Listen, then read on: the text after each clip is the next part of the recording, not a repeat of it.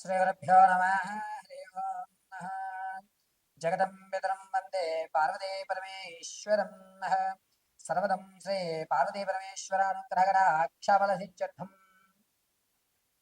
మన యొక్క స్థితిగతులు కానీ, మనకు జరిగేటువంటి ప్రమాదాలు కానీ, మనకి కాలం కలిసి రావడం కానీ, లేదా ఇతరుల యొక్క ఇబ్బందుల వల్ల కానీ, మనం ఆర్థికంగా కృంగి కృషించడానికి కానీ, మన యొక్క ఆలోచన తప్పు మార్గాల్లోకి నడవడం కానీ, ఏదన్నా ఒక స్థలం మీద ఆశ కొద్దీ ధనాన్ని మనం పెట్టినట్లయితే కనుక దాని నుంచి అనేకమైన విపత్తులు మనం గురవుతూ ఉంటాం.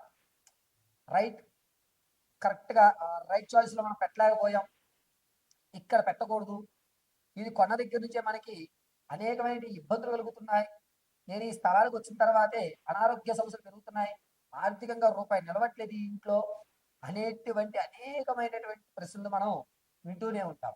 ఎందుకు గురుగారు ఇవి జరుగుతాయి, మేము ఎన్ని పూజలు చేస్తున్నా అవ్వడం లేదు అని అంటే, జాతక చక్రాన్ని పరిశీలన చేయడం అనేటువంటి రకరకాల విధానాలు ఉంటాయి. కొంతమంది అంశ చక్రంలో, కొంతమంది ఆరూఢ చక్రంలో, మరికొంతమంది నవాంశ చక్రంలో, మరికొంతమంది దశాంశ చక్రంలో జాతకాన్ని పరిశీలన చేస్తూ ఉంటారు. అయితే అన్ని పరిశీలనలు కూడా 100% మనకి రిజల్ట్ ఇస్తాయా అంటే కొన్ని మాత్రమే రిజల్ట్ ఇస్తాయి. అందులోనూ కర్మ సిద్ధాంతం అనుసరించి, జాతక రీత్యా అనుసరించి, గోచారంలో జరిగేటువంటి తప్పుల ఆధారంగా మనం జాతకాన్ని పరిశీలన చేసుకోవాలి. మొట్టమొదటిగా శనీశ్వరుడు, చంద్రుడు, శుక్రుడు ఈ ముగ్గురు కూడా ఎవరితో కలుస్తున్నారు అనేది మనం ప్రధానంగా నిర్ణయం తీసుకోవాలి. అయితే ఈ 28వ తారీఖు నుంచి జనవరి 15వ తారీఖు వరకు కూడా శనీశ్వరుడు రాహుతో కలగడం, శుక్రుడు రవి కుజులతో ఉండడం వల్ల జరిగేటువంటి విపత్తులు, దీని కారణంగా ఈ ద్వాదశ రాశుల వారికి కూడా, అంటే మేషం మొదలు పెట్టుకుని మేనం వరకు కూడా జనవరి 15వ తారీఖు వరకు ఏ విధమైన మార్పులు జరగబోతున్నాయి అనేది మనం ఒకసారి పరిశీలన చేసుకోవాలి. ఈ 28వ తారీఖు నుంచి ప్రారంభమయ్యి జనవరి 15 వరకు కూడా అనేక రకాలైనటువంటి మార్పులు జరగడం వల్ల కొన్ని విపత్తులు ఈ ద్వాదశ రాశుల వారు ఎదుర్కోవడం జరుగుతుంది.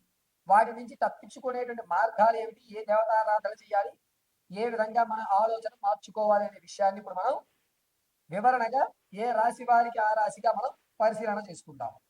వృశ్చిక రాశి వారికి శని రాహు ప్రవేశించడం వల్ల అద్భుతంగా మీకు కలిసి వచ్చే అవకాశం ఏర్పడుతోంది.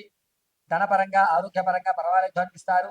అప్పులు ఏవైతే ఉన్నాయో ఆ అప్పుని చరాస్తులు అంటే వెహికల్స్ ఇలాంటివి తీసివేసి వచ్చిన ధనాన్ని అప్పులు కట్టి సర్లే మనం తర్వాత కొత్త వెహికల్స్ కొనుక్కుందాం అనేటువంటి ఒక నిర్ణయానికి అయితే వస్తారు. స్థిరాస్తులు మాత్రం ఎక్కడ ఏమి టచ్ చేయరు. స్థిరాస్తులు స్థిరాస్తులుగానే ఉంటాయి. చరాస్తులో మాత్రమే కొన్ని మార్పులు జరుగుతూ ఉంటాయి. వృశ్చిక రాశి వారికి శని రాహు కలిగి ఉండడం వల్ల మీరు ఎంతో ఆప్తులు అనుకున్న వారిని మీరు దూరం పెడతారు. పాత బంధాలని దగ్గరికి రానివ్వరు. పైగా మనసులో ఏదో పెట్టుకుని పైకి మాత్రం వేరేది మాట్లాడుతూ ఉంటారు. మీరు ఏమనుకుంటున్నారో దాన్ని తెలియజేయకుండా అందరి ముందు కూడా కాస్త మానసిక సంక్షోభం అనేది ఏర్పరచుకుంటూ ఉంటారు. ఈ రాశి వారు స్థలాన్ని మారుస్తారు, ప్రమోషన్లు వస్తాయి. వీటి వల్ల కొత్త ప్రదేశంలో కొత్త పోంకళ్ళకు పోయి కొత్త పరిచయాలను కూడా యాక్సెప్ట్ చేసే విధంగా ఉండగా, ఇతనేదో కొంచెం ఇబ్బందిదాయకంగా ఉన్నాడు, అందరికీ అర్థమయ్యేట్టు లేడు అనేటువంటి మాటను తెచ్చుకుంటుంటారు. ఈ వృశ్చిక రాశి వారు కొత్త కొత్త వస్తువులు కొనుగోలు చేయడంలో అత్యంత ఇంట్రెస్ట్ చూపిస్తుంటారు. అది మీకు అవసరం లేకపోయినా ఆ ఇంట్లో ఉంటే ఏముందిలే, ఇది వస్తువు బాగుంది అని చెప్పి ధనాన్ని కొత్త వస్తువులు కొనుగోలు మీద పెడుతుంటారు. అది మనకు అవసరం ఉన్నా లేకపోయినా ఇది నాకు నచ్చింది, ఇంట్లో ఉంటే ఇది బాగుంటుంది అనుకుంటున్నాను అని చెప్పి ధనాన్ని అనవసరంగా ఖర్చు పెట్టేటువంటి అవకాశం లభిస్తూ ఉంటుంది. శుక్రుడు రవి కుజుడు కలయిక ఉండడం వల్ల మీ పార్ట్నర్స్ కానీ, మీ వ్యాపారంలో కానీ కొన్ని మార్పులు అయితే చేస్తారు. ఇలా ఉండడం వల్ల నేను ఇబ్బంది పడుతున్నానేమో అని చెప్పి ఆ షాపులు కానీ, ఉద్యోగాల్లో కానీ మీ యొక్క స్థానాన్ని అటు ఇటు మార్చి దిశాలు మార్చుకునే అవకాశం ఏర్పడుతూ ఉంటుంది. వృశ్చిక రాశి వారు విందు వినోదాల్లో పాల్గొంటారు. మీకంటూ ఒక పెద్దపీట వేయడం జరుగుతుంది. ఇతరుగా మనం ఈ అవకాశం ఇచ్చింది ఉపయోగించుకోగలడా అనేటువంటి సందిగ్ధంలో ఉంటారు. దాన్ని మీరు పూర్తి చేసి నేను సమర్థవంతుడికే కళ్యాణాలు ఇచ్చాను అనేటువంటి మాట తెచ్చుకుంటారు. అందరి ముందు కూడా సభాష్ అనేటువంటి మాట మీద తెచ్చుకుంటూ జరుగుతుంది. శుక్రుడు రవి కుజుడు కలయిక ఉండడం వల్ల కాస్త ఆరోగ్యం విషయంలో ఇబ్బంది పడుతున్నారు. మెడ భాగం కానీ లేకపోతే ఉదర భాగం వరకు కూడా కొన్ని ఇబ్బందులు ఏర్పడుతున్నాయి. ఎక్కువ శాతం పొడి దగ్గు వచ్చేటువంటి అవకాశాలే బాగా కనబడుతున్నాయి. వృశ్చిక రాశి వారు డిసెంబర్ 8వ తారీఖు నుంచి డిసెంబర్ 24వ తారీఖు మధ్య భాగంలో ఆర్థికంగా నమ్మి మోసపోయేటువంటి అవకాశాలే ఎక్కువగా గోచరిస్తూ ఉన్నాయి. ఇక ఈ రాశి వారు ఏ రంగంలో ఉన్నా సరే అద్భుతమైన ఫలితాలు రావడానికి గాను, ఆరోగ్య విషయంలో కొంచెం స్థిరత్వం ఏర్పరచుకోవడానికి గాను మీరు ప్రతి నిత్యము కూడా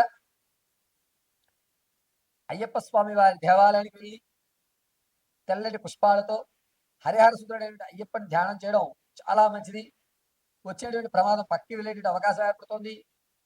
మీ ఆలోచన ధోరణి కూడా సవ్యంగా ఉండడానికి ఆ హరిహర పుత్రుడు అయ్యప్ప అనుగ్రహం కలిగే విధంగా ఉంటుంది. పైగా వృశ్చిక రాశి వారు తమ యొక్క ఆలోచన మొత్తాన్ని కూడా ఆర్థిక వ్యవస్థను ఎలా మెరుగుపరుచుకోవాలని ఆలోచిస్తారు తప్ప ఆరోగ్యం విషయంలో జాగ్రత్త వహించరు. కాబట్టి ప్రతి వృశ్చిక రాశి వారు ఆరోగ్యం మీద అత్యంత శ్రద్ధ వహించండి. ప్రతిరోజు కూడా చందనాన్ని ధరించండి. అయ్యప్ప స్వామి వారి దేవాలయాలను ఎంత వీలుంటే అంత ఎక్కువ సార్లు దర్శనం చేసుకోవడానికి చూడండి. ప్రతిరోజు ఉదయం సాయంత్రం వేళ ఖచ్చితంగా వృశ్చిక రాశి వారు అయ్యప్ప స్వామి వారి దర్శనం చేసుకోవడం ఉత్తమమైన సూచన. పైగా శని రాహుతో కలిసి ఉండడం వల్ల ఉంటుంది. కాంబినేషన్ అనేటువంటి వేరు. ఎదురు వారు మిమ్మల్ని చూశాక ఇతరుల్లో ఎటువంటి సామర్థ్యత లేదని ఒక ఎస్టిమేషన్ వచ్చేటువంటి అవకాశం ఏర్పడుతుంది. కాబట్టి శరీర సౌందర్య విషయంలోనూ వస్త్రధారణ విషయంలోనూ వృశ్చిక రాశి వారు కాస్త జాగ్రత్తలు తీసుకోవడం వీపు భాగంలో వెన్నుముక చివరి భాగంలో కనుక పుట్టుమచ్చ ఉంటే అతడు ఏ విషయాన్నన్నా సరే, ఎంత పెద్ద విషయాన్నన్నా సరే సమస్యని క్షణాల్లో పరిష్కారం చేసేటువంటి తెలివితేటలు ఉన్నవాడు అవుతాడు. కొంతమందికి ఏమవుతుందంటే ముక్కు గోడల భాగంలో పుట్టుమచ్చ ఉంటుంది. ఇక్కడ ఈ భాగంలో పుట్టుమచ్చ ఉంటుంది, లేదా ఈ భాగంలో పుట్టుమచ్చ ఉంటుంది. ఇలా ఉన్నటువంటి వారు ఎక్కువ శాతము ఆహార పదార్థాలకు సంబంధించి షెఫ్లు కానీ లేదంటే కనుక వీరు వినూత్నంగా అందరికంటే వినూత్నంగా ప్రయత్నాలు చేసేటువంటి అవకాశం కలుగుతూ ఉంటుంది. ఇక ఈ భాగం నుంచి ఈ భాగం వరకు ఎవరికైతే పుట్టుమచ్చ ఉంటుందో వారు కనుక ఆశ్లేష నక్షత్రంలో పుడతారో పరిపూర్ణమైన సుబ్రహ్మణ్య స్వామి కటాక్షం కలుగుతుంది. ఇది ఖచ్చితం. ఇక్కడ పుట్టుమచ్చ ఉన్న వారి యొక్క ధనాన్ని మనం తీసుకుంటే వారి దగ్గర నుంచి కలిసి వస్తుంది. వారు కూడా ఒక ఉన్నతమైన స్థాయిలో ఉంటారు. కాబట్టి పుట్టుమచ్చను ఆధారంగా కూడా మనం మన యొక్క స్థితిగతులను, మన యొక్క పరిస్థితులను మార్చుకోవడం జరుగుతుంది. ఖచ్చితంగా ఆ వ్యవస్థ అయితే ఉంటుంది. ఈ విధంగా ఒక్క శాస్త్రంలోనే ముఖం చూసి జాతకం చెప్పడం, చేతి రేఖను చూసి జాతకం చెప్పడం, నాడిని చూసి జాతకం చెప్పడం, మీరు పుట్టిన date of birth, time, place of birth చూసి జాతకం చెప్పడం, కొంతమంది మీ పేరు బలాన్ని బట్టి జాతకం చెప్పడం, కొంతమంది ఏంటంటే మీరు పుట్టిన డేటు టైము తెలియదు, ఏదో ఆ టైంలో ఏదో పేరు పెట్టేశారండి అంటారు. చేతి రేఖలు కంటే పుట్టుమచ్చ ఆధారంగా వచ్చేటువంటి జాతకం 79% ఖచ్చితం అవుతుంది. జాతకంలో డేట్ ఆఫ్ బర్త్ తెలియదు అనుకోండి, నక్షత్రాలు తెలియవు. నక్షత్రం తెలియకపోతే నక్షత్ర ప్రకారంగా పేరు పెట్టడం కుదరదు. కొంతమంది పేర్లు అనేది ఏదో మన ఇష్టదైవమనో లేకపోతే తాతగారి పేరునో అలా పెట్టేసుకుంటుంటారు. ఆ పేరు కూడా కలిసి రావట్లేదు, పేర్లు మార్చుకుంటూ ఉంటారు. కానీ నాడి మారదు, అదేవిధంగా పుట్టుమచ్చ మారదు. ఇవి రెండు కూడా ఖచ్చితమైన ప్రామాణికాలు ఇవ్వడానికి ఆధారపడేటువంటి జాతకాలుగా చెప్పడం జరుగుతుంది. ఈ జాతకాల విషయంలో మీకేదన్నా సందేహాలు ఉంటే కింద స్క్రోల్ నెంబర్ సంప్రదించండి. మీకు పూర్తి వివరణ ఇవ్వడం అనేటువంటి ఖచ్చితంగా జరుగుతుంది. మంగళం.